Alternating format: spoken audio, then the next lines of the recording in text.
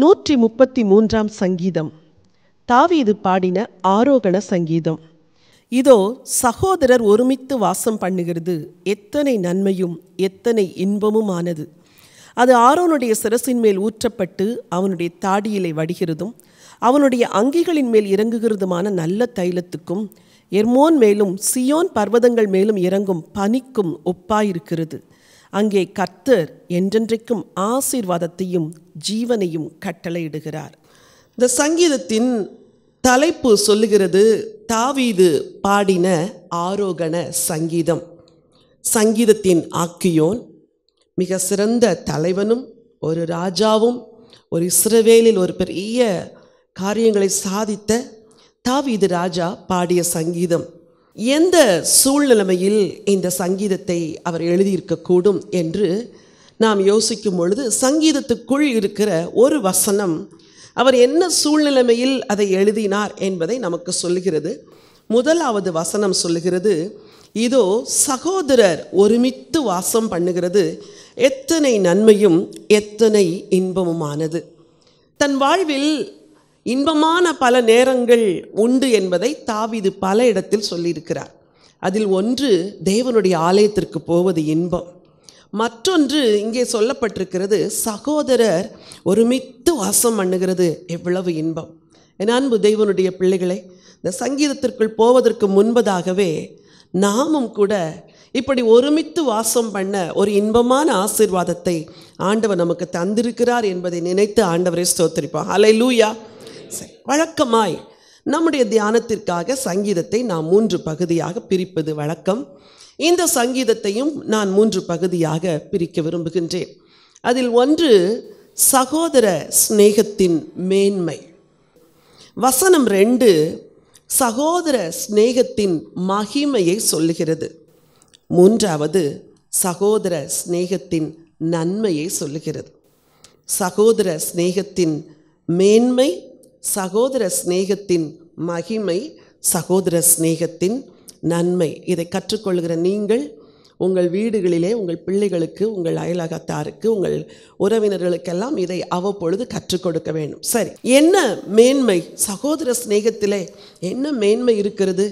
எதை குறித்து தாவீது இப்படி எழுதியிருக்கிறார் என்று நாம் பார்ப்போம் என்றால், தாவீது ராஜாவாக அபிஷேகம் பண்ணப்பட்ட போதும் கூட வனாந்தரத்திலே பல நாட்கள் அலைந்து திரிந்தார். சவுலுக்கு பயந்து, அப்சலோமுக்கு பயந்து, தனிமையின் நாட்கள், வெறுமையின் நாட்கள், விரக்தியின் நாட்கள் தாவீதுக்கு இருந்தது. தாவீதோடு கூடியிருந்த மக்களெல்லாம் மிக நல்ல மக்கள் என்று வேதம் சொல்லவில்லை. முறுமுறுக்கிறவர்கள், கடன்பட்டவர்கள், அப்படிப்பட்ட ஆட்கள் தான் தாவீதோடு கூட இருந்தார்கள். கொஞ்சம் யோசிச்சு பாருங்க, நல்லா இல்லாத துன்மார்க்கர்கள் கூட வாழ்ந்தா இருக்கிறதே வனாந்திர வாழ்க்கை. அந்த வனாந்திர வாழ்க்கையில் கூட இருக்கிறவங்களும் ஒழுங்கில்லாத மக்களாக இருக்கும் பொழுது ஒரு வேதனை உள்ள துன்பமுள்ள நாட்களாகத்தான் இருந்திருக்கும். ஜீவனை பற்றி நம்பிக்கை இல்லை, அடுத்த வேளை ஆகாரம் எப்படி கிடைக்கும் என்ற நம்பிக்கை இல்லை, வனாந்திரத்தில் திடீரென்று எதிரி வந்துவிட்டால் இன்னொரு இடத்திற்கு ஓட வேண்டும். இப்படிப்பட்ட ஒரு நெருக்கமான காலகட்டத்தை தாவீது கடந்து சென்றார். ஆனால் இன்பமான ஒரு நாளை ஆண்டவர் அவருக்கு தந்தார். அது எங்கே சொல்லப்பட்டிருக்கிறது என்றால் 2 சாமுவேலின் புத்தகத்திலே அழகாய் சொல்லப்பட்டிருக்கிறது. இந்த சங்கீதத்தை எந்த சூழ்நிலையில் எழுதினார் என்பதற்கு இந்த வசனம்தான் ஆதாரம். 2 சாமுவேலின் புத்தகம் 5ஆம் அதிகாரத்தில் 1வது வசனம் சொல்லுகிறது, அக்காலத்திலே இஸ்ரவேலின் கோத்திரங்கள் எல்லாம் எப்ரோனில் இருக்கிற தாவீதினிடத்தில் வந்து, இதோ நாங்கள் உம்முடைய எலும்பும் உம்முடைய மாம்சமும் ஆனவர்கள். சவுல் எங்கள் மேல் ராஜாவாய் இருக்கும்போதே இஸ்ரவேலை நடத்தி கொண்டு போனவரும் நடத்தி கொண்டு வந்தவரும் நீரே.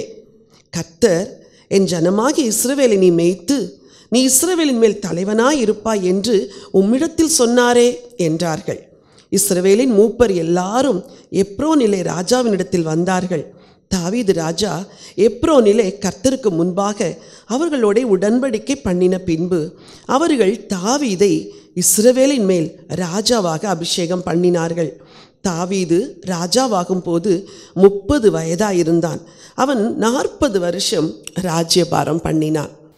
இந்த வேத பகுதி தான் தாவீது எழுதினாரே, சகோதரர் ஒருமித்து வாசம் பண்ணுகிறது எத்தனை இன்பமும் அது ஏற்றதுமா இருக்கிறது என்ற வசனத்திற்கு அடிப்படையான ஒரு வேத பகுதி.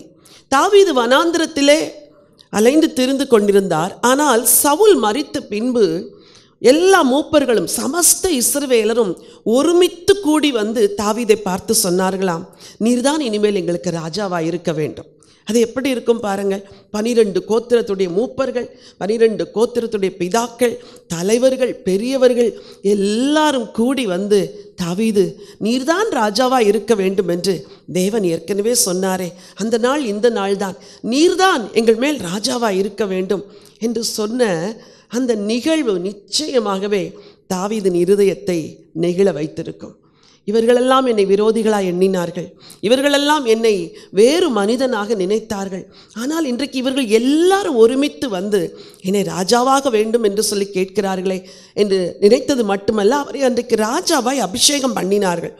இந்த சந்தோஷமான நாளில் சகோதரர்கள் ஒருமித்து வந்து தன்னை ராஜாவாக்கின நாளில் தாவீது பாடின சங்கீதம் தான் 133ஆம் சங்கீதம். ரொம்ப அழகாய் வசனம் சொல்லுகிறது, சகோதரர் ஒருமித்து வாசம் பண்ணுகிறது எவ்வளோ இன்பமாக இருக்கிறது, அது எவ்வளோ ஏற்றதுமாக இருக்கிறது. சரி, புதிய ஏற்பாட்டில் தாவீதின் குமாரனாகிய ஆண்டவர் இயேசு கிறிஸ்து கூட இந்த சகோதர சிநேகத்தை மேன்மைப்படுத்தி எழுதியிருக்கிறார். தாவீது இந்த சகோதர சிநேகத்தை மேன்மைப்படுத்தி சங்கீதம் எழுதினது போலவே தாவீதின் குமாரனாகிய கிறிஸ்து அவர் இந்த பூமியை விட்டு கடந்து செல்ல போகிற அந்த கடைசி நாட்களில் மிக முக்கியமான ஒரு ஜெபத்தை செய்தார். தாவீது சங்கீதத்தை எழுதினார், தாவீதின் குமாரனாகிய இயேசு ஜெபத்தை செய்தார். அந்த ஜெபம் யோவான் எழுதின சுவிசேஷம் 17ஆம் அதிகாரம். நாம் சொல்லுகிற சில வசனங்களை வாசியுங்கள். 11வது வசனம். நான் இனி உலகத்தில் இரேன், இவர்கள் உலகத்தில் இருக்கிறார்கள், நான் உம்மிடத்திற்கு வருகிறேன். பரிசுத்த பிதாவே, நீர் எனக்கு தந்தவர்கள் நம்மைப் போல ஒன்றாயிருக்கும்படிக்கு நீர் அவர்களை உம்முடைய நாமத்தினாலே காத்துக்கொள்ளும். ஆண்டவர் இயேசு பேசின வார்த்தைகள் யோவான் 15, 16, 17 இவைகளில் எல்லாம் சொல்லப்பட்டிருக்கிறது. விசேஷமாய் ஆண்டவர் செய்த ஒரு ஜெபம், பரிசுத்த பிதாவே, நீர் எனக்கு தந்தவர்கள் நம்மை போல் ஒன்றாயிருக்கும்படி நீர் அவர்களை உம்முடைய நாமத்தினாலே காத்துக்கொள்ளும். 21வது வசனம். அவர்கள் எல்லாரும் ஒன்றாயிருக்கவும் பிதாவே, நீர் என்னை அனுப்பினதை உலகம் விசுவாசிக்கிறதற்காக நீர் என்னில் நான் உம்மிலேயும் இருக்கிறது போல அவர்கள் எல்லாரும் நம்மில் ஒன்றாயிருக்கவும் அவர்கள் எல்லாரும் நம்மில் ஒன்றாயிருக்கவும் வேண்டிக் கொள்கிறேன். அடுத்த வசனம். நாம் ஒன்றாயிருக்கிறது போல அவர்களும் ஒன்றாயிருக்கும்படி நீர் எனக்கு தந்த மகிமையை நான் கொடுத்தேன். 23.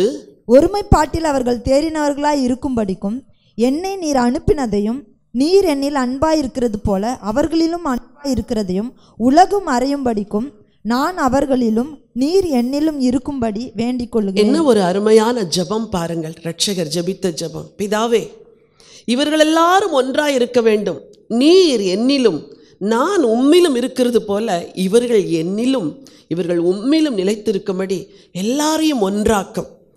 கிறிஸ்தவ மார்க்கம் எதை போதிக்கிறது? எல்லாரும் ஒன்றாயிருக்க வேண்டும். எந்த மதத்தவராயிருந்தாலும், எந்த மொழி பேசும் மக்களாயிருந்தாலும். ஒருவேளை இந்திய தேசம் மொழிகளால் பிரிந்து கிடக்கிறது. 1645 மிக முக்கியமான மொழிகளை இந்திய தேசத்தில் உள்ள மக்கள் பேசுகிறார்கள். எந்த தேசத்திலும் இப்படிப்பட்ட பிரிவினை இல்லை. ஆனால் இயேசுடைய இருதயம் இந்த இந்திய தேசத்திற்காக எதை வாஞ்சிக்கிறது தெரியுமா? அவர்கள் எல்லாரும் ஒன்றாயிருக்க வேண்டும். 1645 மொழி பேசினாலும் அத்தனை மக்களும் ஒன்றாயிருக்க வேண்டும். இன்றைக்கு திருச்சபை எதை விரும்புகிறது? எதை எல்லாருக்கும் சொல்லுகிறது? எங்கள் இயேசு உன்னை நேசிக்கிறார், எங்கள் இயேசு உங்களை நேசிக்கிறார், நீங்கள் எல்லாரும் ஒன்றாயிருக்க வேண்டும், வாருங்கள் நாம் எல்லாரும் ஒன்றாயிருப்போம். இதைத்தான் வேதமும் சொல்லுகிறது. ஆண்டவர் இயேசுவும் இதற்காகத்தான் ஜெபித்து கடந்து சென்றார். தாவீது சகோதர சிநேகத்தை மேன்மைப்படுத்தி சொன்னது போல தாவீதின் குமாரனாகிய இயேசு கிறிஸ்து சகோதர சிநேகத்தை மேன்மைப்படுத்தியிருக்கிறார். இன்றைக்கு நீங்கள் எல்லாரும் கூடி வந்திருக்கிறீர்கள். இன்றைக்கு நீங்கள் ஒரு காரியத்தை மனதில் எடுத்து சொல்ல வேண்டும். ஆண்டவரே, நாங்கள் எல்லாரோடும் ஒரு மனதோடும் ஐக்கியத்தோடும் அன்பாய் குடும்பத்தில் சிநேகமாய் இருக்க வேண்டும், இந்த கிருபை எங்களுக்கு தாரும் என்று நீங்கள் இன்றைக்கு ஜெபமும் செய்து தீர்மானமும் செய்து கடந்து செல்ல வேண்டும். ஹல்லேலூயா. சரி, ரெண்டாவதாக நாம் 2வது வசனத்தை வாசிக்கலாம். அது ஆரோனுடைய சிரசின் மேல் ஊற்றப்பட்டு அவனுடைய தாடிகளில் வடிகிறதும் அவனுடைய அங்கிகளில் இறங்குகிறதுமான நல்ல தைலம். அதாவது பழைய ஏற்பாட்டு காலத்தில் பலவிதமான தைலத்தை தயாரித்தார்கள். ஆனால் ஆசாரிய ஊழியம் செய்கிறவர்களுக்கென்று ஒரு விசேஷ தைலம் தயாரிக்கப்பட்டது. தேவன் சொன்னார், இதற்கு ஒப்பான இதற்கு இணையான தைலத்தை நீங்கள் தயாரித்து வேற எந்த காமன் பர்பஸ்க்கும் என்ன செய்யக்கூடாது, யூஸ் பண்ணக்கூடாது. இது அது விசேஷமானது, ஸ்பெஷலான ஒரு தைலம். அதை எப்படி ப்ரிப்பேர் பண்ணணும் அப்படின்னு ஆண்டவர் சொன்னார். யாத்திராகமத்தின் புத்தகம் 30ஆம் அதிகாரத்திற்கு உங்கள் வேதத்தை திருப்பிக் கொள்ளுங்கள். இந்த தைலம் ஏன் மேன்மையானது? யாத்திராகமம் 30ஆம் அதிகாரத்தின் 22வது வசனம். பின்னும் கர்த்தர் மோசேயை நோக்கி, அதிலிருந்து வாசியுங்கள். மேன்மையான சுகந்த சொல்லுங்க. வர்க்கங்களாகிய மேன்மையான, என்னது மேன்மையான? இந்த தைலம் மேன்மையானது. அதுக்கு மேன்மையான பொருளை சேர்க்கிறார். மேன்மையான சுகந்த வர்க்கங்களாகிய சுத்தமான வெள்ளை போல. இரண்டாவது, அந்த தைலத்தில் உள்ள பொருள் எப்படிப்பட்டது? சுத்தமானது.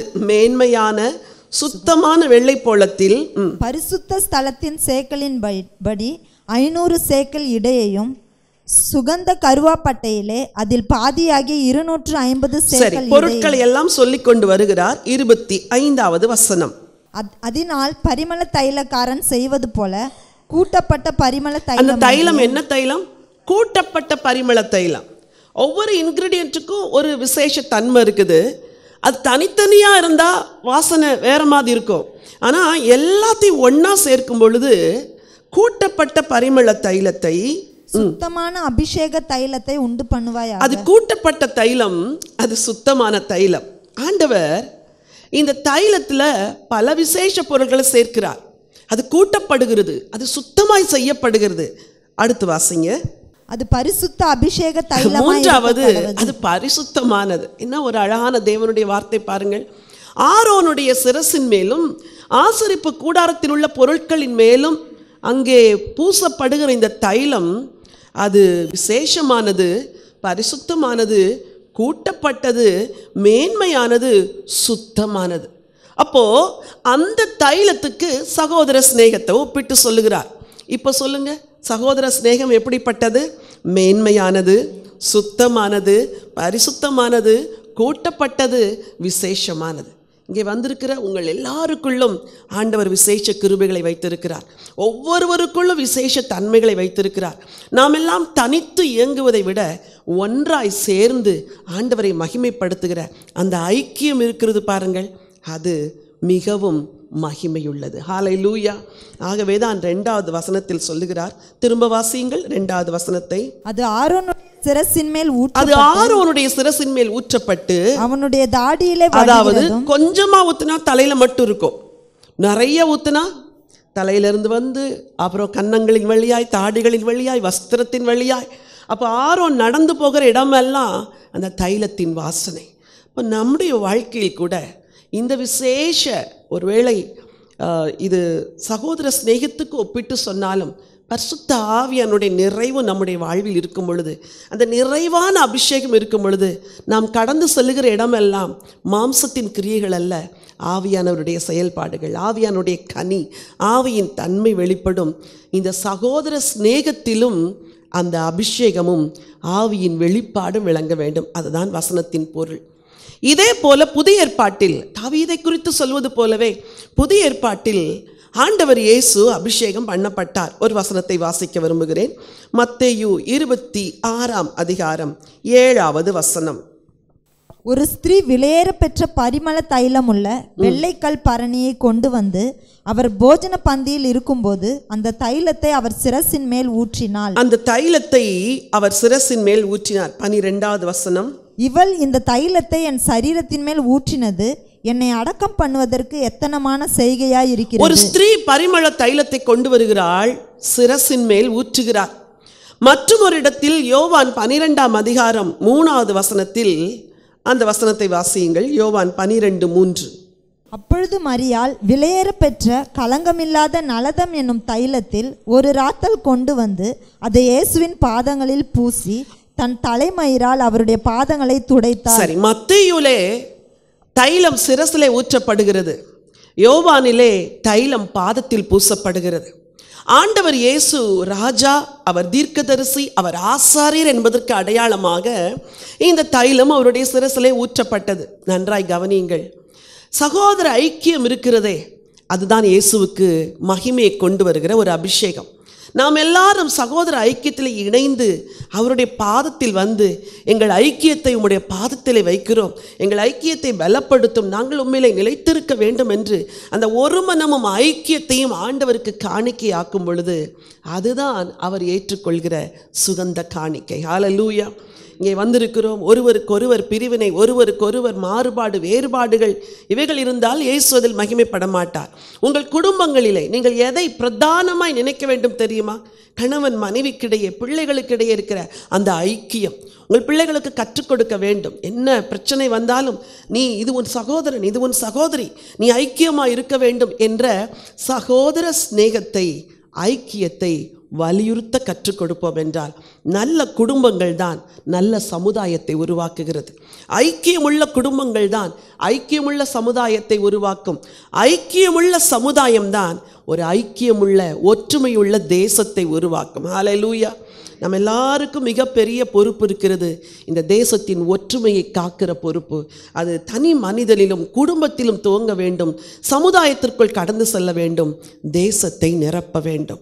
இதுதான் இன்றைக்கு நம்முடைய வாஞ்சை. சரி, முதலாவது சொன்னேன் சகோதர சிநேகத்தின் மேன்மை, இரண்டாவது சொன்னேன் சகோதர சிநேகத்தின் மகிமை, மூன்றாவது சகோதர சிநேகத்தில் என்ன நன்மை இருக்கிறது? மூன்றாவது வசனத்தை படியுங்கள்.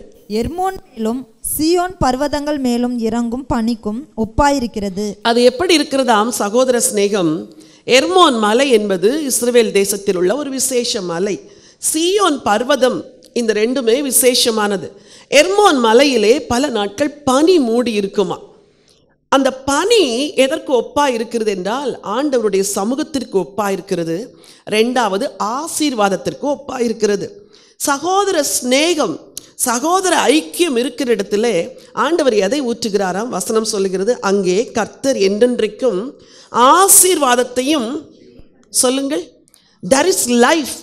நம்முடைய கூடுகை, நம்முடைய தொழுகை, நம்முடைய ஐக்கியத்தில் ஆசீர்வாதமும் இருக்கிறது, ஜீவனும் இருக்கிறது. இங்கே வந்து இன்னும் புது ஜீவனை பெற்று சொல்கிறோம். இங்கே வந்து புது ஆசீர்வாதத்தை பெற்று சொல்கிறோம்.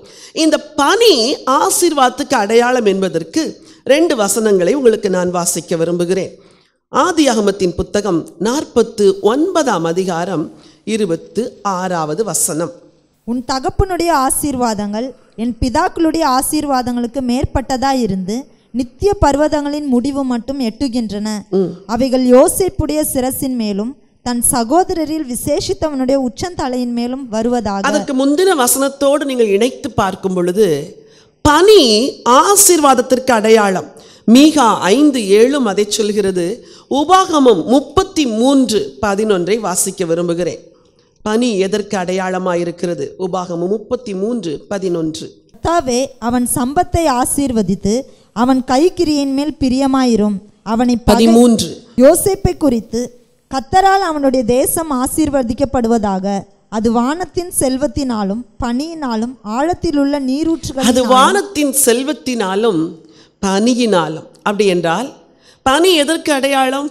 செல்வத்திற்கு அடையாளம். வானத்தின் செல்வம், வானத்தின் ஆசீர்வாதம், உன்னதத்தின் ஆசீர்வாதம். இந்த சங்கீதத்திலே கடைசியாக சொல்லப்பட்ட காரியம், அங்கே ஆசீர்வாதத்தை கட்டளையிடுகிறார், அங்கே ஜீவனை கட்டளையிடுகிறார். வானத்திலிருந்து இறங்கி வந்த அப்பம் தான் நமக்கு ஜீவனை கொடுக்கிற அப்பம். வானத்திலிருந்து இறங்கி வந்த மன்னாவாகிய இயேசுதான் நமக்கு ஜீவனை கொடுக்கிறவர். வானத்திலிருந்து வந்த தண்ணீர் ஆகிய ஜீவ தண்ணீர் இயேசுதான் நமக்கு ஜீவனை கொடுக்கிறவர். இந்த ஐக்கியத்தின் நடுவிலே இயேசு வாசம் செய்கிறார். ஆண்டவர் ஒரு இடத்தில் சொன்னார், 2 பேர் 3 பேர் என் நாமத்தினால கூடியிருக்கும் பொழுது நான் அவர்கள் நடுவிலே இருக்கிறேன். அப்போ ஒருமனப்பட்டு நாம் கூடியிருக்கிற இடத்தில் ஆண்டவர் இருக்கிறார். இப்போ ஆண்டவர் இருக்கிறாரா? சொல்லுங்க, இந்த இடத்துல ஆண்டவர் இருக்கிறாரா?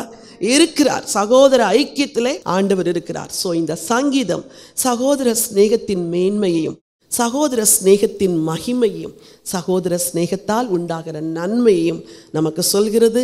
இந்த மேன்மை, இந்த மகிமை, இந்த நன்மை சபையில் மட்டுமல்ல, நம்முடைய குடும்பத்திலும், நம்முடைய உறவுகளுக்கு மத்தியிலும், நம்முடைய தேசத்திலும் என்றென்றைக்கும் நிலைத்திருப்பதாக. ஹல்லேலூயா.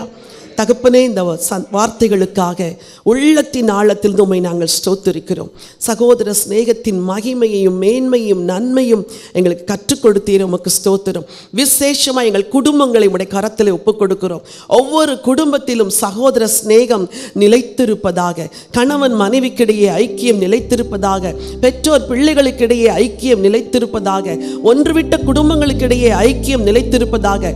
விசேஷமாக இந்த வேளையில் இங்கு வந்திருக்கிற குடும்பங்களிலே எந்த குடும்பமாவது பிரிந்திருக்கும் என்றால், ஐக்கியமற்று பகையோடு விரோதத்தோடு இருக்கும் என்றால், ஆண்டவரே உம்முடைய கிருபை பனி போல் அந்த குடும்பங்களின் மேல் இறங்குவதாக. ஆண்டவரே உம்முடைய இரக்கம் பனி போல் அந்த குடும்பங்களின் மேல் இறங்குவதாக. எல்லா பகைகளும் விலகுவதாக. ஏசா யாக்கோபுக்கிடையே இருந்த பகைகளை ஆண்டவரே விலக்கி போட்டது போல ஆண்டவரே சகோதர சிநேகமும் ஐக்கியம் அந்த குடும்பங்களில் உண்டாகட்டும் என்று சொல்லி நாங்கள் ஜெபம் பண்ணுகிறோம். எங்கள் வார்த்தையை தூரத்திலிருந்து கேட்கிற குடும்பங்களில் கூட இந்த ஐக்கியம் நிலைத்திருக்கட்டும் ஆண்டவரே. பகைகள் மறைவதாக. விசேஷமா எங்கள் தேசத்திற்காய் ஜெபிக்கிறோம். ஜாதியினாலும் ஆண்டவரை மதத்தினாலும் பிரிந்து கிடக்கிற எங்கள் தேசத்தை ஆண்டவர் ஒன்றாக்கும்படியா ஜெபிக்கிறோம். எல்லா மதத்தவர்களும் எல்லா மார்க்கத்தார்களும் எல்லா ஆண்டவரை எல்லா மாநிலத்தில் உள்ளவர்களும் ஒன்றாக ஐக்கியத்தோடு ஆண்டவரை வாழ உதவி செய்யுங்க. மொழியினால் ஆண்டவரை வேறு எந்த காரியத்தினால் நாங்கள் பிரிந்து கிடக்காதபடி எங்கள் தேசம் ஒன்றாயிருக்க கர்த்தர் உதவி செய்யுங்கப்பா. எங்களை தாழ்த்தி உம்முடைய கரத்திலே ஒப்புக் கொடுக்கிறோம். சகல துதிக மகிமை உங்களுக்கு ஏறெடுக்கிறோம். மீட்பர் இயேசுவின் நாமத்தில் பிதாவே, ஆமென்.